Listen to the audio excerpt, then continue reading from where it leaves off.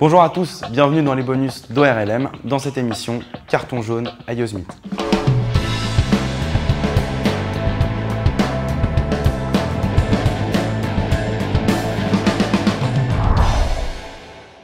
iOS 10 Yosemite apparaît comme une réelle réussite esthétique en permettant à Apple d'amener le look de son OS mobile sur les bureaux des Mac users. Nous sommes toutefois plus réservés quant à certains choix, comme les nouvelles icônes bien plus fines et agréables à regarder, mais qui paraissent bien moins précises, et surtout moins lisibles quand l'écran n'est pas un écran Retina. Apple l'a peut-être oublié, mais la majorité de ses utilisateurs n'utilisent pas encore un écran de ce type, vu les prix des ordinateurs contenant un tel écran. Même remarque pour la nouvelle police, qui gagne en esthétique ce qu'elle perd en lisibilité. Gageons que ces problèmes seront sûrement résolus dans des futurs bêtas. Au rang des applications, on peut noter Message, qui n'est toujours pas fini, ou en tout cas donne l'impression de n'avoir jamais été réellement fini, puisque la gestion des comptes est toujours le même enfer, et que l'application est toujours coincée entre plusieurs protocoles dès qu'il s'agit de gérer de la vidéo.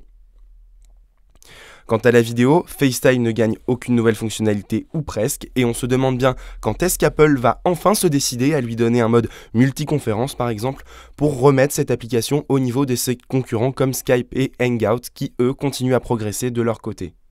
Time Machine in the Cloud, une fonction qu'Apple n'avait pas annoncée mais que nous aimerions retrouver dans OS X, n'est toujours pas présent, et on se demande bien quand est-ce qu'Apple va proposer un tel service dans son portefeuille de services à iCloud.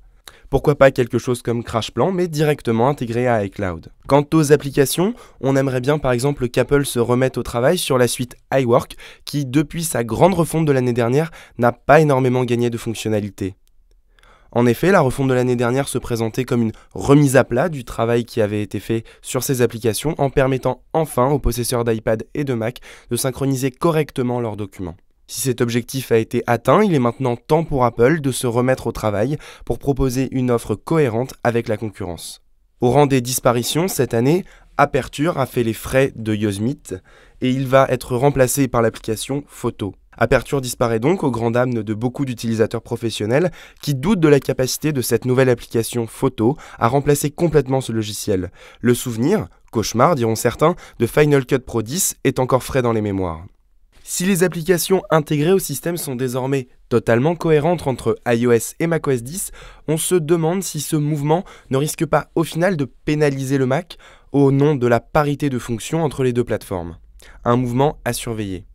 Inquiétude autour du retour des extensions également. Les extensions, ces petits programmes qui permettent d'ajouter des fonctionnalités à une application sans installer une toute nouvelle application. Elles se greffent au système et non aux applications. C'était un modèle adopté par macOS 9 et c'était une des raisons de son instabilité chronique. Espérons qu'Apple ne répète pas les erreurs du passé. Une dernière remarque, aujourd'hui, alors qu'on en est à la 3e bêta, le système semble toujours faire un pas en arrière dans l'économie d'énergie. La fonction de switch des cartes graphiques semble toujours aussi erratique, à suivre dans les futures bêtas. Ces bonus sont disponibles tout l'été sur le site d'ORLM. On se retrouve tous à la rentrée avec Olivier Frigara et la FNIC. Salut!